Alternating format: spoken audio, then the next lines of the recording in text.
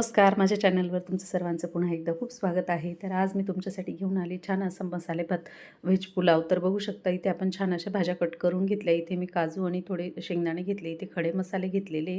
इथे आलं लसूण मिरचीचं वाटण तयार करून घेतले. इथे तांदूळ 10 ते 15-20 मिनटं धुवून ठेवले होते मी.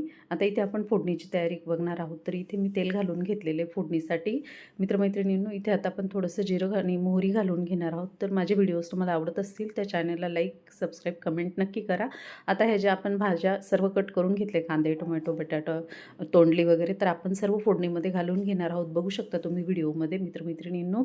आणि इथे वाटाणे पण घेतलेले आहे मी. तर खूप सुंदर होतो हा व्हेज पुलाव. तर एकदा नक्की ट्राय करून बघा या पद्धतीने.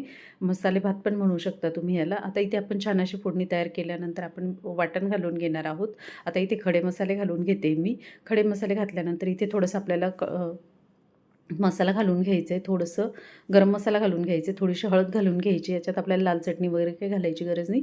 चवीनुसार मीठ घालून घेणार आहोत आपण, बघू शकता तुम्ही व्हिडिओमध्ये. आणि इथे आपल्याला थोडीशी हिरवी कोथिंबीर छान अशी कट करून घालून घ्यायची. तुम्ही फोडणीमध्ये पण घालू शकता किंवा भात शिजल्यानंतर पण घालू शकता. आता इथे आपण जो तांदूळ नितळत ठेवलेला होता ना, थोडंसं उकळी आल्यानंतर तो घालून घेणार आहोत. तर बघू शकता आपला मसाले भात व्हेज पुलाव किती सुंदर बनून तयार आहे. तर एकदा नक्की करून पहा, खाऊन पहा, कमेंट